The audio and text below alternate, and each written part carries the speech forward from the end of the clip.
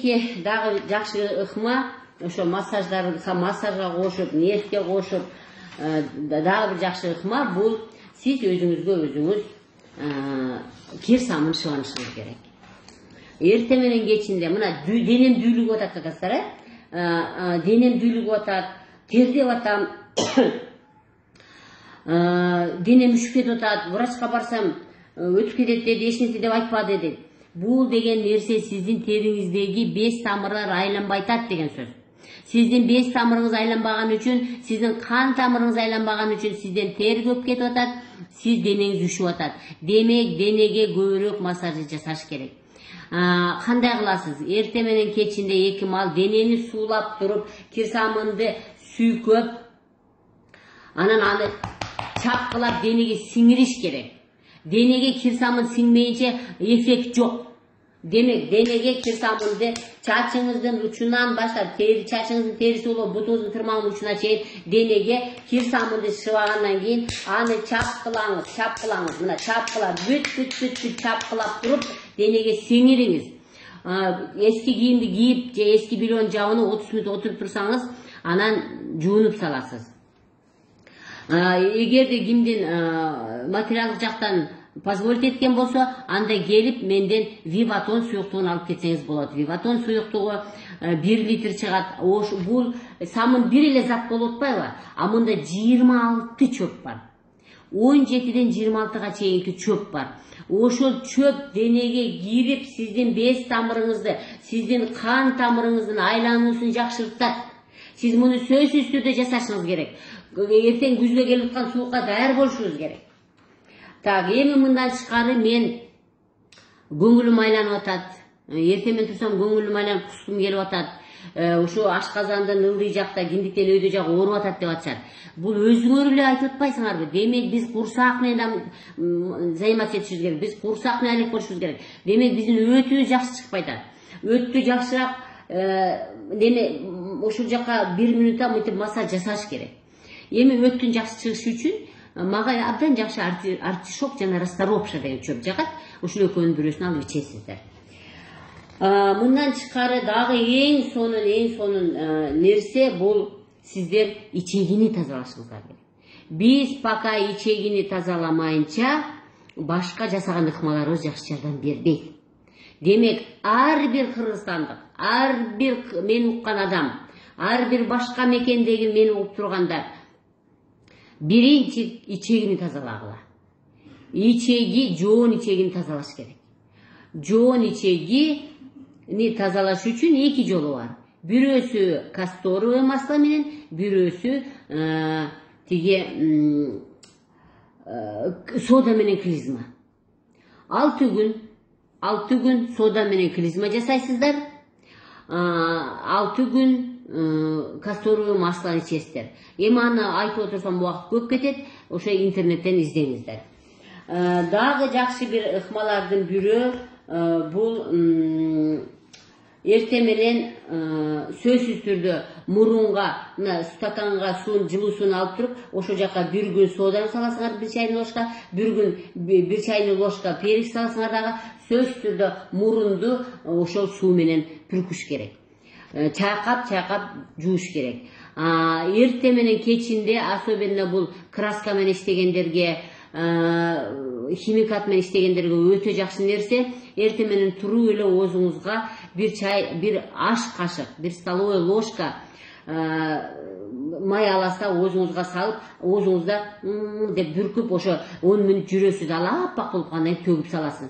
Мен айтар элем, эми таза май бул сары майбы деп өзүмчө бир жолу бир постто бердим эле. Жасап көрүңүздөр. Сары май деле суюк сары майды 1 чай аш кашык, эми ден соолугуңуздар үчүн арзан кымбат деп бирөө кымбатко, сары май кымбат дейт. Сиз кымбатына карабаңыз, сиз ден соолукту караңыз. Эми таза май бул сары май деп айтар элем да. Азыркы мен ак майларга, суу майларга да анча ишене бербейм. Себеби деген кандай жасалып келе турган мен аны билбейм. Эгер Кытайдан келген болсо мен вообще ишенбейм анда. Сары май тамакка да колдонгонго эң жакшы. Биздин профессор келип, силердин эң жакшы силерде сары май бар экен деп кетти. Демек сары майды оозго бир аш кашык салып туруп, оозуңузду пүркүп түгүп салыңыз. Кечинде жумуштан келгенден кийин сөзсүз эчтеке кылбай үйдөн киргенде эле оозуңузга сары майды аласыз, дагы оозуңузга бүркүп 10 мүнөт 15 мүнөт жүрүп туруп, анан кийин түгүрүп саласыз. Эми курттар сөзсүз түрдө адамда курт болот. Мен лабораторияга тапшырсам таза чыкты дей беришет. Бирок таза чыккан менен менде гематоскоп деген неме бар. Мен жакында специалистти күтүп атам. Специалист келгенден кийин дагы чыгарам бул постту. Ошол жакта гана кандай сизде курт бар экенин текшерип берет. Биздин лабораторияларга жакшы куртту текшерип бербейт. Мага капа болбосун лаборатория, бирок алар эч кандай жакшы курттарды көрүп бере албайт. Ошо курттарды барбы жокпу деп сомневаться этпей эле сиздер эрмен менен пижманы аралаштырып 1 ай ошону ичиңиздер. Аны кантип ичиш керек, дагы убакыт көп кетет, мен аны түшүндүргөнгө өзүңүздөр интернеттен издеңиздер. Эми дагы эң жакшы дагы бир ыкманын бири бул тамактануу. Бул кыргыздын эң бир больной местосы да, оорулуу жери болуп эсептелинет. Нанды көп жейбиз, сүт оокаттарын көп жейбиз. Сиз сүт оокат менен нанды сиз организм тазалап алгандан жейсиз. Мына мен жесем болот. Себеби деген мен 3 жылдан бери нан жебеймин. Мен 3 жылдан бери сүт оокаттарын ичпеймин. Демек мен азыр жесем болот. Мен организм уже тазаланып калды. Организм тазаланганга чейин сиз сүт оокаттарын, жана ун оокаттарын, жана ширинди жебей турасыз. Жебегениңизди өзүңүздөн байкайсыз. Мага келген пациенттерге мен пост чыгарганмын. 1 ай жебесеңиз кандай жеңил болуп калганыңызды, кандай уктаганыңызды өзүңүз байкайсыз. Ошон үчүн муну саткандар мени жаман көрбөсүн. Биз адамдын организми менен заниматься этип атабыз. Так что буларды жебей тургула. Бул организмде өтө жакшы нерсе алып келет.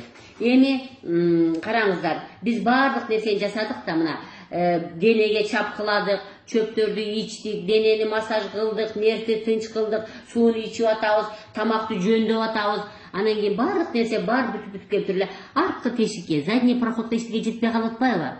Демек задний проходко Россияда абдан жакшы свечилер бар. АСД, бальзамический, прополис, эме толтура свечи тиги кара муравьиново дерево деп эми аябай сонун нерселер бар. Мен эми жакында Кудай берсе ошолор менен контракт түзүп ушулардын баарын алып келейин деп атам. Ушу свечи салыш керек задний проходко. Бизде болгону гана прополис деген свечи бар. Пожалуйста, прополисти 1 ай салыңыздар. Ушул анан кийин эми караңыздар. Сиз мен айткан нерсенин баарын жасадыңыз, баары жакшы болду. Эми организмден көп анча-мынча нерселер кетип калды да. Эми ошолорду ордуна келтириш үчүн сөзсүз түрдө клизма 6 күн клизма жасагандан кийин сорбент деп коет. Ошо ичегиде багы кеткенден кийин дагы анча-мынча уулуу заттар калып калат да. Ошо уулуу заттарды алып түшүп кетиш үчүн сорбенттер ичиш керек. Сорбенттерге эмне кирет?